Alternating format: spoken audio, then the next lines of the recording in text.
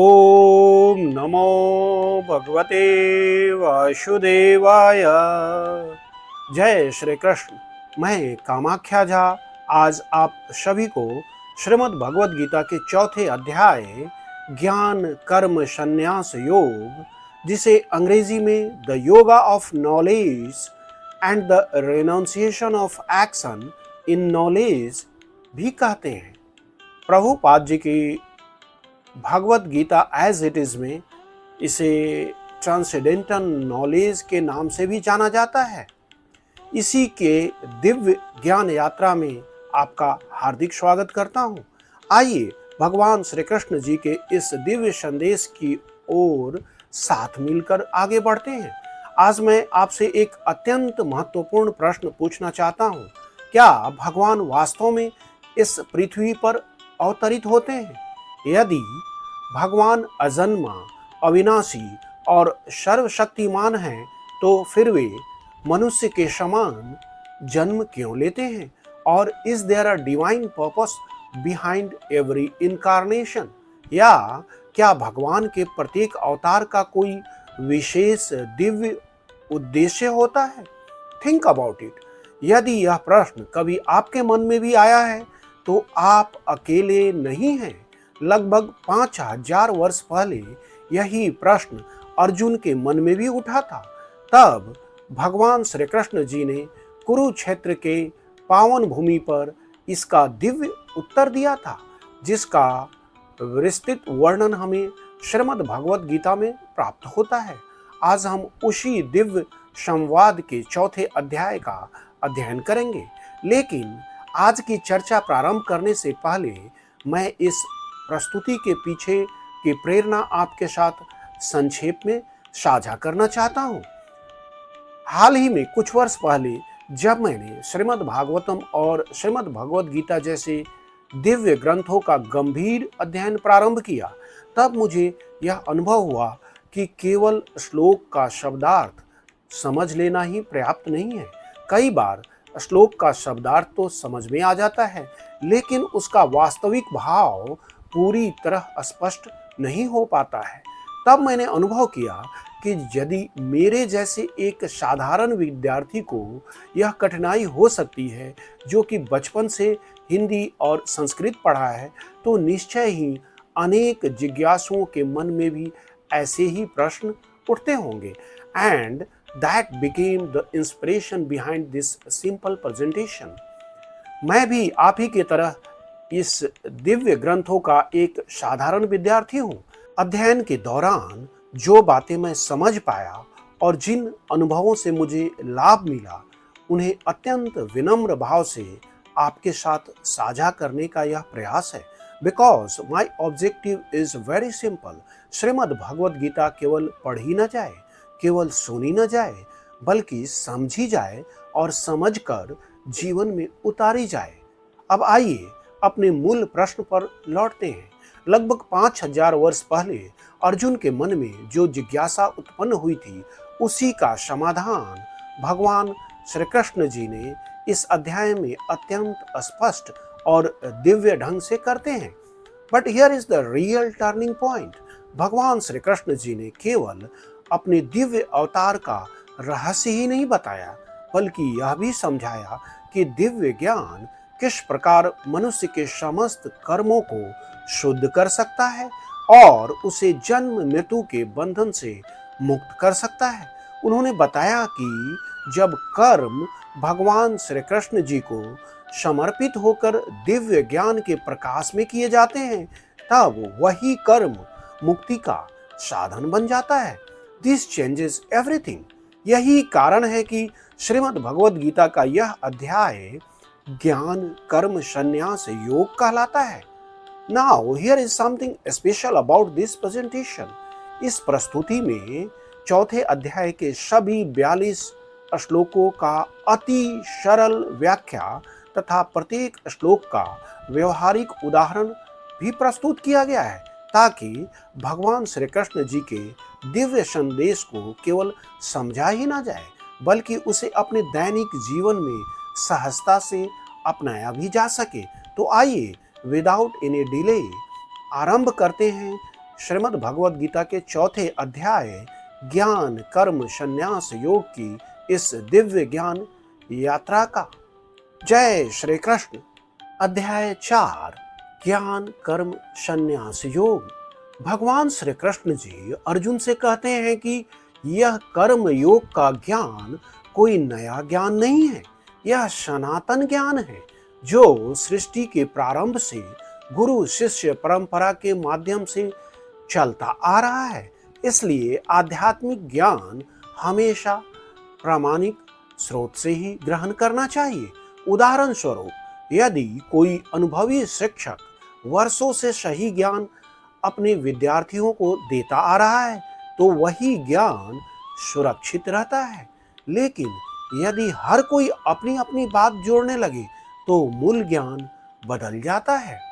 भगवान श्री कृष्ण जी बताते हैं कि समय के साथ यह दिव्य ज्ञान लोगों के बीच से लगभग लुप्त हो गया, क्योंकि गुरु शिष्य परंपरा कमजोर पड़ गई।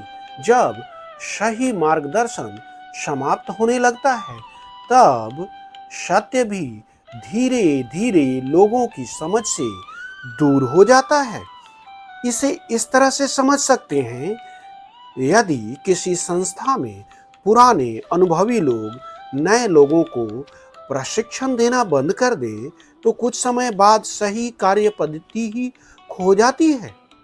भगवान श्री कृष्ण जी कहते हैं कि आज वही प्राचीन दिव्य ज्ञान मैं तुम्हें बता रहा हूं, क्योंकि तुम मेरे भक्त भी हो और मेरे प्रिय मित्र भी।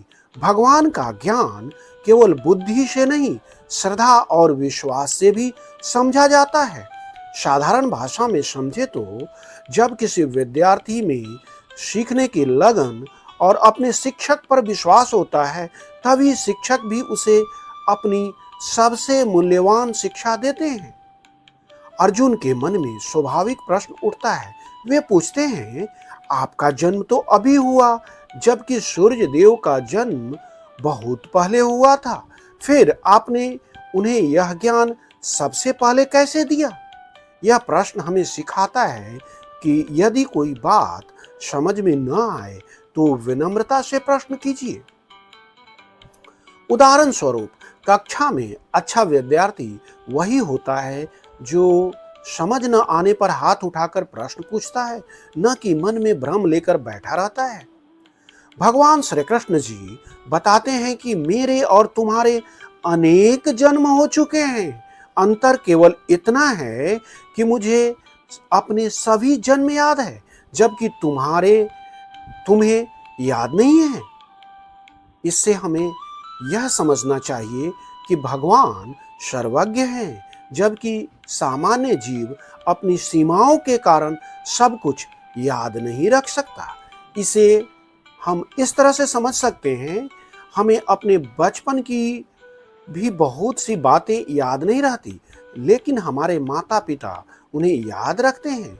हमारी स्मृति सीमित है, जबकि भगवान की स्मृति असीमित है।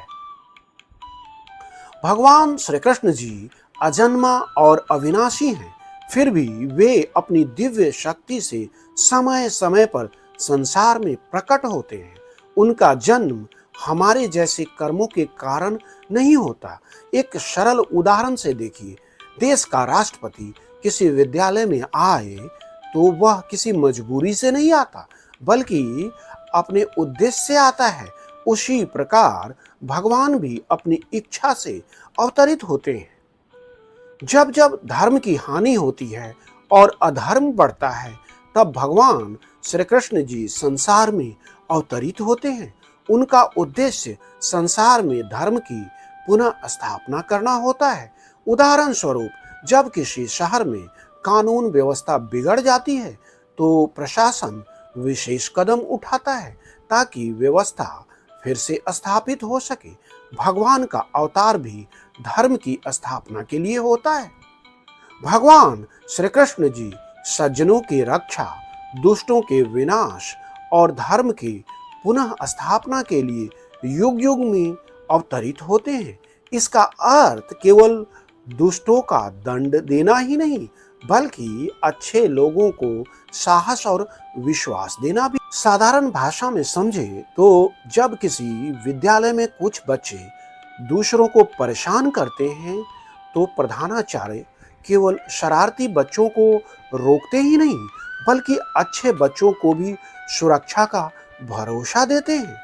जो व्यक्ति भगवान श्री कृष्ण जी के दिव्य जन्म और कर्मों के वास्तविक स्वरूप को समझ लेता है उसे इस संसार में बार बार जन्म नहीं लेना पड़ता, वह अंततः भगवान के धाम को प्राप्त करता है।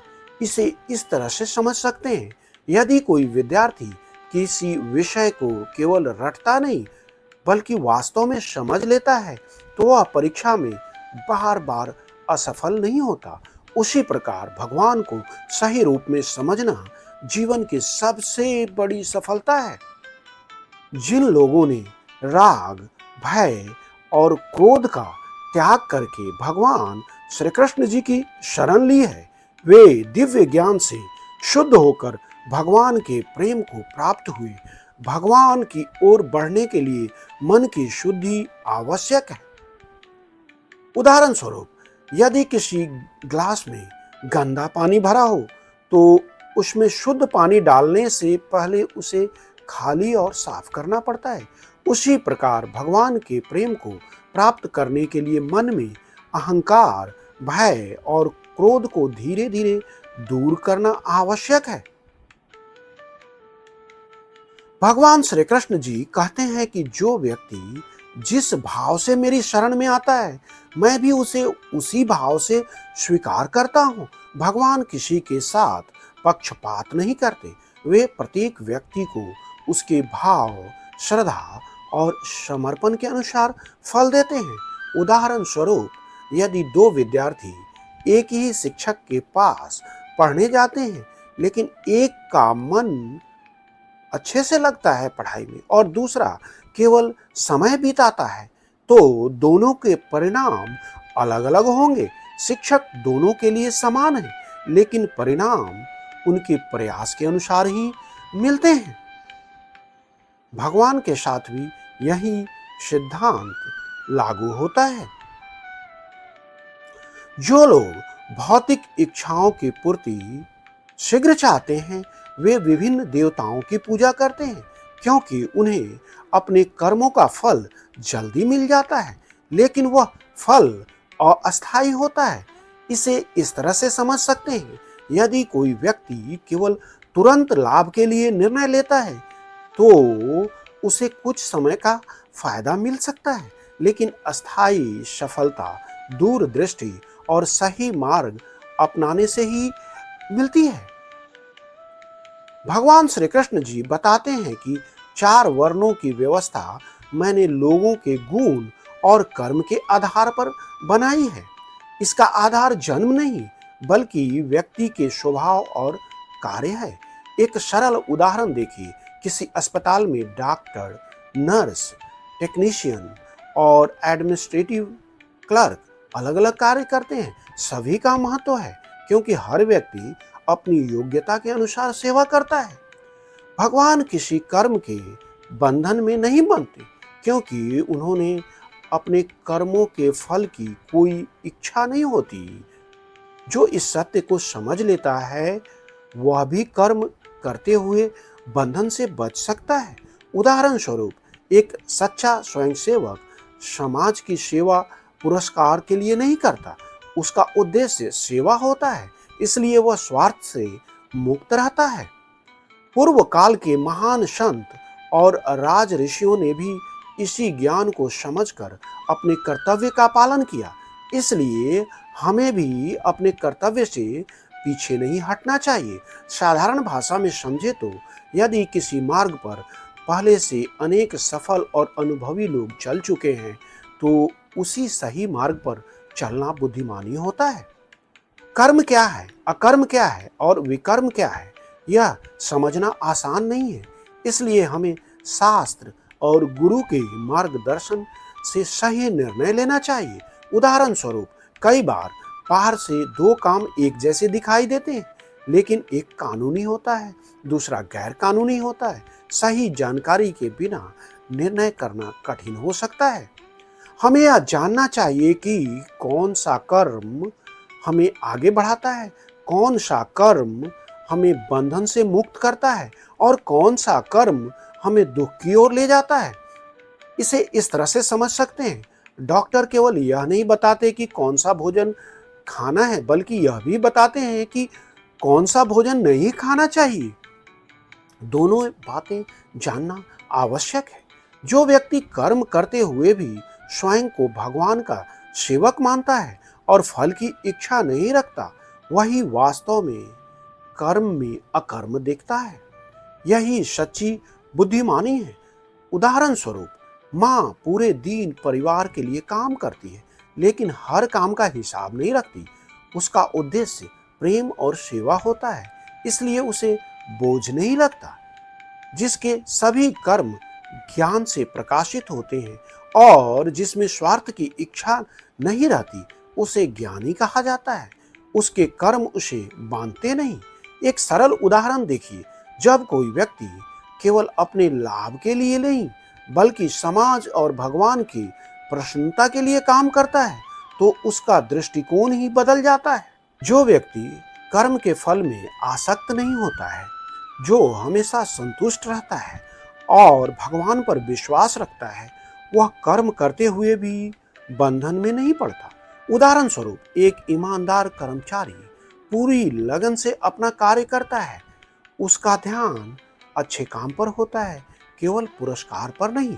इसलिए उसका मन अधिक शांत रहता है।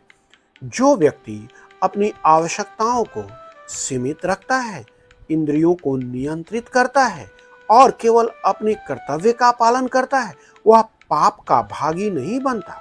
साधारण भाषा में समझे तो जिस व्यक्ति की इच्छाएं नियंत्रित होती है, उसका जीवन भी संतुलित होता है।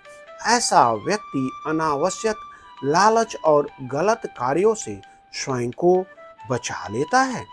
भगवान श्री कृष्ण जी बताते हैं कि जो व्यक्ति बिना लोभ के जो कुछ सहज रूप से प्राप्त हो जाए, उसमें संतुष्ट रहता है, सफलता और असफलता में समान रहता है, वह कर्म करते हुए भी बंधन में नहीं पड़ता। उदाहरण स्वरूप, यदि कोई विद्यार्थी पूरी मेहनत से परीक्षा देता है, तो परिणाम चाहे जैसा भी आए, वह निराश नहीं होता। उसे विश्वास होता है कि ईमानदार प्रयास कभी व्यर्थ नहीं जाता। जिस व्यक्ति का मन भगवान में स्थिर हो गया है, जो आसक्ति छोड़कर केवल कर्तव्य समझकर कार्य करता है, उसके सभी कर्म आध्यात्मिक बन जाते हैं। इसे इस तरह से समझ सकते हैं, जब भोजन भगवान को अर्पित करके प्रसाद के रूप में ग्रहण किया जाता है, तो वही साधारण भोजन आध्यात्मिक बन जाता है।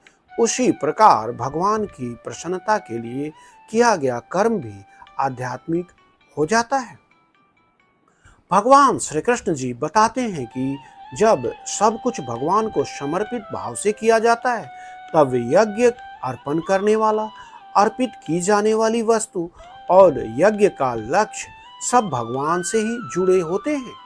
एक सरल उदाहरण से देखिए, यदि पूरा परिवार मिलकर किसी सेवा कार्य में लगे और सबका उद्देश्य केवल सेवा हो, तो कोई यह नहीं सोचता कि श्रेय किसे मिलेगा। सभी का लक्ष्य एक होता है। कुछ लोग देवताओं की उपासना करते हैं, जबकि शुद्ध भक्त प्रत्येक कार्य भगवान की प्रसन्नता के लिए करते हैं। भगवान श्री कृष्ण जी सिखाते हैं कि सर्वोच्च लक्ष्य भगवान की भक्ति है। उदाहरण स्वरूप, यदि कोई कर्मचारी केवल छोटे छोटे विभागों से अनुमति लेने में लगा रहे, तो उसका काम सीमित रहेगा। लेकिन यदि वह सीधे सर्वोच्च अधिकारी के निर्देश के अनुसार कार्य करे, तो उसका उद्देश्य अधिक स्पष्ट होगा। कुछ साधक अपनी इंद्रियों को संयमित करते हैं, जबकि कुछ इंद्रियों का उपयोग भी भगवान की सेवा में करते हैं। दोनों का उद्देश्य इंद्रियों को शुद्ध करना है। साधारण भाषा में समझे तो जीव का उपयोग केवल स्वाद के लिए ही नहीं, बल्कि भगवान का नाम लेने और प्रसाद ग्रहण करने में भी किया जा सकता है। तब वही इंद्रिय हमारी उन्नति का साधन बन सकती है। कुछ योगी अपनी सभी इंद्रियों को, अपने प्राणों की गतिविधियों को आत्म संयम और ज्ञान के माध्यम से भगवान की ओर समर्पित कर देते हैं। उदाहरण स्वरूप, जैसे सूर्य की किरणों को लेंस के एक बिंदु पर केंद्रित करने से शक्ति बढ़ जाती है, उसी प्रकार जब मन और इंद्रियां एक लक्ष्य पर केंद्रित होती है तो जीवन सार्थक बन जाता है। कुछ लोग धन से सेवा करते हैं, कुछ तपस्या करते हैं, कुछ लोग योग अभ्यास करते हैं और कुछ शास्त्रों का अध्ययन करते हैं। यदि इन सब का उद्देश्य भगवान की प्रसन्नता हो, तभी उनका वास्तविक लाभ मिलता है। इसे इस तरह से समझ सकते हैं, दो व्यक्ति दान देते हैं, एक केवल प्रसिद्धि के लिए देता है, दूसरा निस्वार्थ सेवा के भाव से। बाहर से दोनों समान दिखते हैं, लेकिन उनके भाव अलग हैं। कुछ साधक श्वास को नियंत्रित करके योग का अभ्यास करते हैं। भगवान श्री कृष्ण जी बताते हैं कि आत्म संयम भी एक प्रकार का यज्ञ है, यदि उसका उद्देश्य आत्मिक उन्नति हो। उदाहरण स्वरूप, यदि कोई खिलाड़ी नियमित अभ्यास से अपने शरीर को अनुशासित करता है, वैसे ही साधक अनुशासन से अपने मन और इंद्रियों को नियंत्रित करता है। इन सभी प्रकार के यज्ञ करने वाले लोग अपने जीवन को शुद्ध करते हैं। यज्ञ का वास्तविक उद्देश्य भगवान के प्रति समर्पण और आत्मशुद्धि है। एक सरल उदाहरण देखिए, विद्यालय में पढ़ाई, खेल, अनुशासन और प्रार्थना, सबका उद्देश्य विद्यार्थियों का समग्र विकास होता है। उसी प्रकार आध्यात्मिक जीवन में भी अलग अलग साधन अंततः भगवान की ओर ले जाने के लिए है। जो व्यक्ति यज्ञ के बाद प्राप्त प्रसाद को ग्रहण करता है, वह आध्यात्मिक उन्नति करता है, लेकिन जो भगवान को अर्पित किए बिना केवल अपने लिए भोग करता है, वह उस लाभ से वंचित रह जाता है। उदाहरण स्वरूप, यदि हमें कोई उपहार मिले और हम धन्यवाद देना भी आवश्यक न समझे, तो यह उचित नहीं माना जाता। उसी प्रकार भोजन सहित हर वस्तु पहले भगवान की कृपा है, इसलिए उन्हें कृतज्ञता के साथ अर्पित करके ग्रहण करना चाहिए। भगवान श्री कृष्ण जी बताते हैं कि शास्त्रों में अनेक प्रकार के यज्ञ बताए गए हैं। यदि उन्हें सही ज्ञान और सही भावना से किया जाए, तो वे मनुष्य को कर्म बंधन से मुक्त करने में सहायता करते हैं। साधारण भाषा में समझे तो लक्ष्य एक ही है, भगवान के निकट पहुंचना। मार्ग कई हो सकते हैं, लेकिन यदि उनमें श्रद्धा, शुद्ध भावना और भगवान की प्रसन्नता का उद्देश्य हो, तभी वे सफल होते हैं। भगवान श्री कृष्ण जी कहते हैं कि द्रव्य से किए जाने वाले यज्ञों की अपेक्षा ज्ञान यज्ञ श्रेष्ठ है, क्योंकि अंततः सभी कर्मों का उद्देश्य सही ज्ञान प्राप्त करना ही है। जब सही ज्ञान मिल जाता है, तब जीवन की दिशा बदल सकती है। उदाहरण स्वरूप, यदि किसी भूखे व्यक्ति को केवल एक समय का भोजन दिया जाए, तो उसकी सहायता कुछ समय के लिए होगी, लेकिन यदि उसे आजीविका का कौशल सिखा दिया जाए, तो उसका जीवन बदल सकता है। ज्ञान अस्थायी लाभ देता है।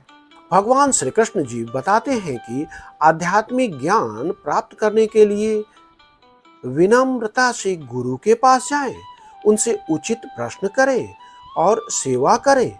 सच्चे गुरु अपने अनुभव और शास्त्रों के आधार पर सही ज्ञान प्रदान करते हैं। इसे इस तरह से समझ सकते हैं, यदि हमें किसी कठिन विषय को सीखना हो, तो हम अनुभवी शिक्षक के पास जाते हैं। केवल पुस्तक पढ़ लेने से हर बात स्पष्ट नहीं होती, सही मार्गदर्शन भी आवश्यक होता है। जब यह दिव्य ज्ञान प्राप्त हो जाता है, तब मनुष्य का भ्रम दूर हो जाता है। वह सभी जीवों को भगवान से जुड़ा हुआ देखता है और अपने जीवन का वास्तविक उद्देश्य समझने लगता है। एक सरल उदाहरण देखिए, जैसे सूर्योदय होने पर अंधेरा अपने आप समाप्त हो जाता है, वैसे ही आध्यात्मिक ज्ञान आने पर भ्रम दूर होने लगता है। भगवान श्री कृष्ण जी कहते हैं कि यदि कोई बहुत बड़ा पापी भी हो तो भी दिव्य ज्ञान की नाव उसे पापों के समुद्र से पार ले जा सकती है। उदाहरण स्वरूप, यदि कोई व्यक्ति वर्षों तक गलत रास्ते पर चला हो लेकिन एक दिन सही दिशा पकड़ ले तो वह अपने लक्ष्य तक पहुंच सकता है। सही दिशा मिलना सबसे महत्वपूर्ण है। जैसे प्रज्वलित अग्नि लकड़ियों को भस्म कर देती है, उसी प्रकार शुद्ध आध्यात्मिक ज्ञान मनुष्य के संचित कर्मों को नष्ट करने की शक्ति रखता है। साधारण भाषा में समझे तो जैसे तेज धूप आने पर घना कोहरा धीरे धीरे समाप्त हो जाता है, वैसे ही भगवान का ज्ञान अज्ञान और उसके दुष्परिणामों को दूर कर देता है। इस संसार में आध्यात्मिक ज्ञान से बढ़कर कोई पवित्र वस्तु नहीं है। जो व्यक्ति भक्ति में स्थिर रहता है वह समय के साथ इस ज्ञान का अनुभव स्वयं करने लगता है। उदाहरण स्वरूप, किसी नई भाषा को सीखने में समय लगता है। नियमित अभ्यास करने पर एक दिन वही भाषा सहज हो जाती है। आध्यात्मिक ज्ञान भी अभ्यास और भक्ति से हृदय में उतरता है। जिस व्यक्ति में श्रद्धा है, जो इंद्रियों को नियंत्रित करता है और भगवान के मार्ग पर चलता है, वह ज्ञान प्राप्त करता है और ज्ञान मिलने पर उसे वास्तविक शांति प्राप्त होती है। इसे इस तरह से समझ सकते हैं, यदि रोगी डॉक्टर की सलाह पर विश्वास करके नियमित दवा ले तभी वह स्वस्थ होगा। केवल दवा खरीद लेने से लाभ नहीं होता, विश्वास और पालन दोनों आवश्यक है। जिस व्यक्ति में श्रद्धा नहीं है, जो हमेशा संदेह करता रहता है और आध्यात्मिक ज्ञान को स्वीकार नहीं करता, उसका जीवन अशांत रहता है। संशय मनुष्य की उन्नति में सबसे बड़ी बाधाओं में से एक है। उदाहरण स्वरूप, यदि कोई यात्री हर मोड़ पर यह सोचकर रुक जाए कि शायद यह रास्ता गलत है, तो वह अपने गंतव्य तक कभी नहीं पहुंच पाएगा। जो व्यक्ति अपने कर्म भगवान को समर्पित करता है और ज्ञान के द्वारा अपने सभी संशयों को दूर कर लेता है, वह कर्म करते हुए भी कर्म बंधन से मुक्त रहता है। एक सरल उदाहरण देखिए, जब कोई कर्मचारी पूरी ईमानदारी से अपने दायित्व निभाता है और सभी नियमों का पालन करता है, तो उसे अनावश्यक भय नहीं रहता। स्पष्टता और ईमानदारी मन को मुक्त रखती है। अंत में भगवान श्री कृष्ण जी अर्जुन से कहते हैं कि अपने हृदय में बैठ अज्ञान और संशय को ज्ञान की तलवार से काट दो और अपने कर्तव्य का पालन करने के लिए दृढ़ होकर खड़े हो जाओ। केवल सोचते रहने से नहीं, बल्कि सही ज्ञान के आधार पर कर्म करने से जीवन सफल बनता है। उदाहरण स्वरूप, यदि किसी विद्यार्थी ने पूरी तैयारी कर ली हो लेकिन डर के कारण परीक्षा देने ही ना जाए, तो उसकी मेहनत व्यर्थ हो जाती है। उसी प्रकार सही ज्ञान प्राप्त करने के बाद हमें साहस के साथ अपने कर्तव्य का पालन करना चाहिए। तो आज हमने श्रीमद् भगवद गीता के चौथे अध्याय ज्ञान कर्म संन्यास योग का सरल अध्ययन किया। भगवान श्री कृष्ण जी हमें सिखाते हैं कि सही ज्ञान, निष्काम कर्म और भगवान के प्रति भक्ति, ये तीनों मिलकर हमें जीवन को सफल बनाते हैं। जब हम अपने कर्म भगवान को समर्पित करते हैं, तब वही कर्म हमारी मुक्ति का मार्ग बन जाते हैं। यदि यह प्रस्तुति आपको उपयोगी लगी हो तो कृपया इसे अपने परिवार, मित्रों और उन सभी तक अवश्य पहुंचाइए जो भगवत गीता को सरल हिंदी में समझना चाहते हैं। मिलते हैं अगले प्रस्तुति में, तब तक के लिए हरे कृष्ण, जय श्री कृष्ण।